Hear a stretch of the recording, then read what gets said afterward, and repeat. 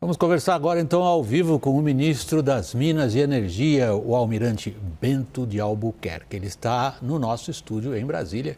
Ao ministro, imediatamente, meu boa noite, meu agradecimento pela participação. E, ministro, logo a minha primeira pergunta. Vamos dividir nossa conversa em duas partes. Eu sugiro que a gente comece a falar da privatização da Eletrobras. A reportagem acabou de demonstrar aí algumas opiniões. E depois a gente fala sobre crise hídrica, ministro. O senhor mesmo tem vindo a público com frequência, elogiando a participação do Congresso e dizendo quanto que o Congresso contribuiu para a medida provisória que, aliás, caduca semana que vem. Ministro, faltou calcular quanto que o Congresso gosta de jabuti? Boa noite, William.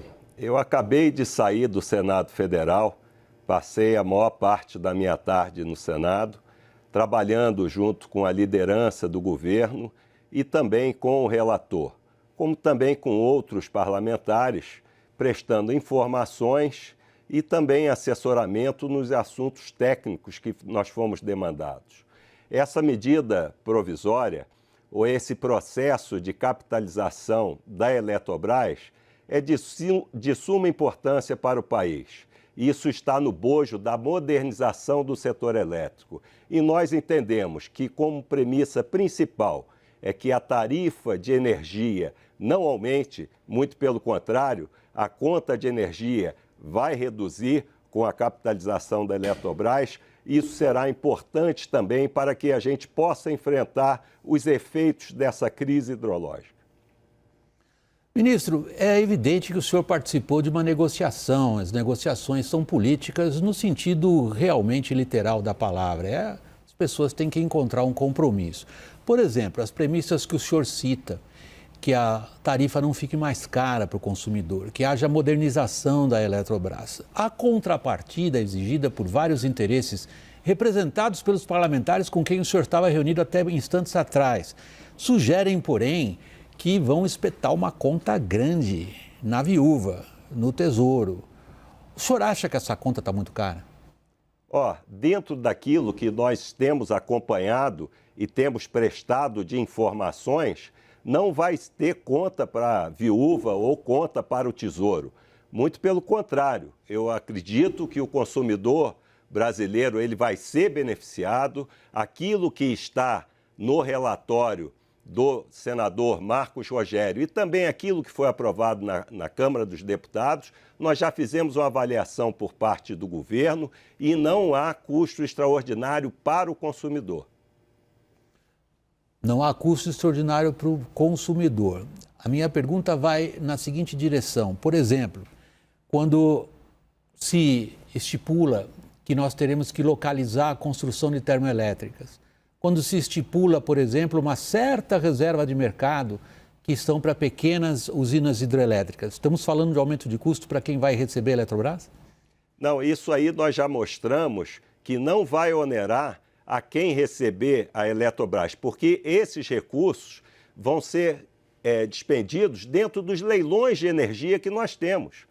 As termoelétricas já estavam previstas no nosso Plano Decenal de Energia e foi aprovado recentemente pelo Congresso Nacional leilões de reserva de capacidade. E é aí que as termoelétricas a gás elas vão entrar e vão entrar com valores do último leilão que foi realizado em 2019, com preços corrigidos, muito mais baixo do que nós estamos hoje pagando pela geração termoelétrica. Ministro, o senhor tem já mais de 2 anos com uma experiência que o senhor anteriormente nunca tivera a oportunidade, que é tratar com a política tal como ela é.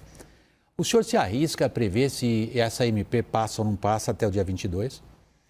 Isso é uma decisão soberana do Congresso Nacional, mas o Congresso Nacional não tem faltado, principalmente nas medidas de modernização do setor elétrico. Ano passado, nós aprovamos 3 medidas provisórias do setor elétrico que permitiram que as nossas tarifas não tivessem impactos, como também o setor se modernizasse. Há 6 anos não eram aprovadas medidas provisórias do setor elétrico. Nós conseguimos tramitá-las com ela na Câmara e no Senado, foram aprovadas e hoje se transformaram em lei e estão trazendo benefícios para o país. Ministro, vamos falar agora da crise hídrica. Ela tem causado enorme preocupação em todos os setores da economia por razões óbvias. A gente não precisa nem enumerá-las aqui. E ontem mesmo aqui no Jornal da CNN, nós demos considerável e acho que merecido destaque a uma declaração do presidente da Câmara dos Deputados, o deputado Arthur Lira, segundo o qual há uma forte preocupação que nós vamos repetir em 2021 o esquema de 2001. O deputado está exagerando? Ele deu essa declaração, William, logo depois de uma reunião que nós tivemos. Eu tive uma reunião ontem, na parte da manhã, logo depois da reunião que nós tivemos com o presidente Bolsonaro. Eu fui para a residência oficial do presidente da Câmara para atualizá-lo sobre a crise hídrica. Houve, talvez, ele tenha se equivocado e fez comparações de 2021 e 2001. A situação em 2021 é completamente diferente de 2001.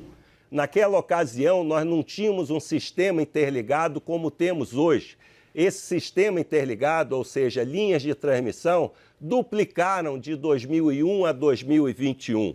E a nossa matriz elétrica em 2001, que era muito mais dependente das hidrelétricas, cerca de 85%, é diferente da de hoje, que depende 61% da geração hidráulica.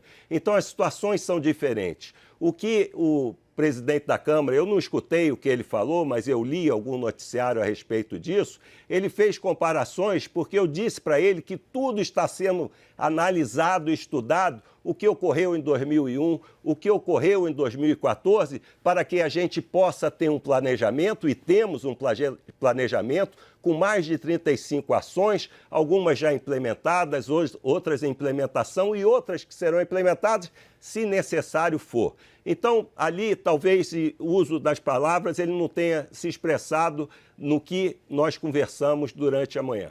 Então, eu aproveito a oportunidade, ministro, porque boa parte do que ele disse e outros agentes também no mercado estão dizendo tem a ver com uma medida provisória que o senhor está preparando.